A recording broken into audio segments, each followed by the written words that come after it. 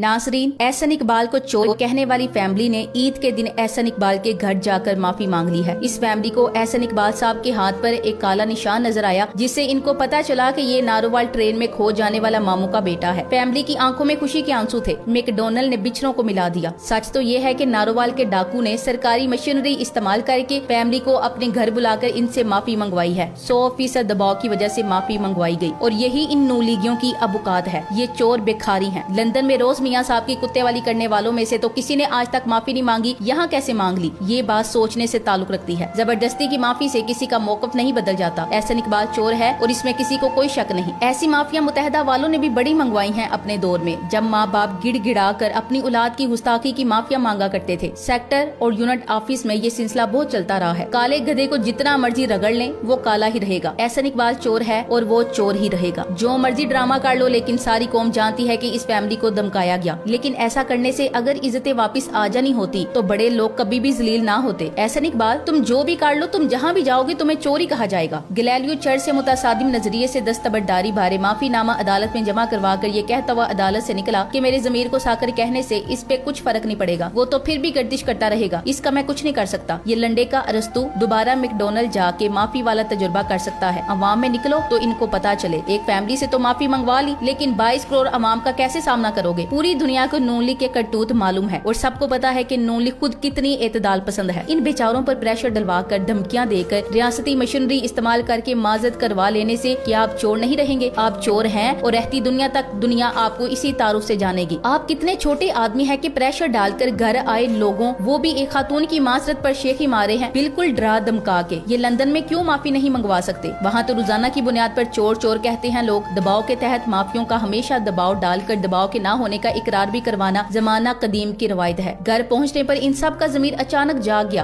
बास नागुजीर वजूहात की बिना पर कि इन्होंने चोर को सबके सामने चोर क्यों कहा, मगर इससे भी कुछ नहीं होने वाला। चोर तो आखिर चोर ही कहलाएगा, कुछ भी कर लो। अगर वो अपना असली मौका बयान करते तो कुछ यूँ होता कि हमें मोटी मोटी आवाजों से फोन पर हैरत अंगेज तौर पर घर के हर एक फर्द का नाम, पता, कौन कहाँ नौकरी करता, कितना कमाता, कौन इस वक्त घर से बाहर, किसने कहाँ से तालीम ली, चप्पलों का साइज बताया गया। फिर खामी हमें एहसास हुआ उस्ताद जी आइंदा चोर को चोर नहीं बुजुर्ग कहना है, काले को सफेद और सफेद को काला कहना है, अच्छे को बुरा और बुराई को अच्छाई कहना है। करप्शन तरक्की की निशानियों में से एक निशानी है, इसको जिंदगी की हकीकत मानना है। और फिर हम आधी प्याली चाय पीने बुजुर्ग के घर चले गए। लोगों के दरमियान इख्तिलाफ राय जायज और काबिल एहतराम है, मगर नस्ल दर नस्ल हुक्मरानों के ये इस्तिस्ना बिल्कुल भी नहीं बनती। अब बंदा चोर को चोर, बेशरम को बेशरम और लफाफी को लफाफी ना कहे तो और क्या कहे? अंदाजा कर लें कि शरीफ और मुहज्जब प्रोफेसर है कि चोर चोर कहने वाले 24 घंटे में माफी मंगवाने आ गए। मेरे पाकिस्तानियों, ये टोला दहशत की अलामत है। ये इस टोले का नया अंदाज है कि अंदर ही अंदर लोगों को डरा धमका के माफी मंगवाई जाए और मीडिया पर तस्वीरें वायरल करके एक पैगाम दे दिया जाए कि दूसरे मोहतात रहें। इस तरह तो साइफर भेजने वाला डोनाल्ड लू भी नहीं मुकरा था। नहत्ते लोग माफिया से मरूब हो जाते हैं। हम पाकिस्तान में रहते हैं, यहाँ पर माफिया की फस्तायत को समझते हैं। ये कोई डकी छुपी बात नहीं। जहाँ मौलाना तारिक जमील जैसे आलमे दीन को मीडिया पर आकर माफी मांगनी पड़ गई थी सच कहने पर, वहाँ एक आम सी फैमिली का माफी मांगना कौन सी बड़ी बात है? इस कौम को इनकलाब की नहीं अजाब की जरूरत है। बात इनकलाब से बहुत आगे निकल चुकी है। अब तो अल्लाह की अजाब का इंतजार है। एवन फील्ड लंदन में सिर्फ चोरी नहीं और बहुत कुछ भी कहा जाता है, बल्कि कुछ लोग तो ऊंची आवाज में अमृतसर के बाजारे हुसन में फूल बेचने वाले दिल्ला हारा वाले का जिक्र भी करते हैं। आंगलू बांगलू कई बार सरे बाजार जलील भी हुए हैं, मगर इन बगोड़ों में इतनी जुर्रत नहीं कि किसी से माफी मंगवा सके। आवाज उठाना भी नहीं चाहिए, लेकिन इनकलाब चाहते हैं। उधर तहरीके इंसाफ भी माजरत ख्वाहाना रवैया अपनाता है। मजाहमत नहीं करना, आवाज नहीं उठाना है, लेकिन तब्दीली और इनकलाब चाहते हैं। इसमें बेचारी फैमिली का क्या कसूर है, जिसको अपनी पुश्त पर समझते हुए जब वो साथ देने की बजाय दुम दबा के भाग जाते हैं तो इस माफिया का कैसे मुकाबला करेंगे? जिस जमात में राना सनाउल्ला, अता तारड़ जैसे गुंडे बदमाश हों तो हर शरीफ आदमी इनसे दूर ही रहने की कोशिश करेगा। पहला रास्ता वो था जो इस फैमिली ने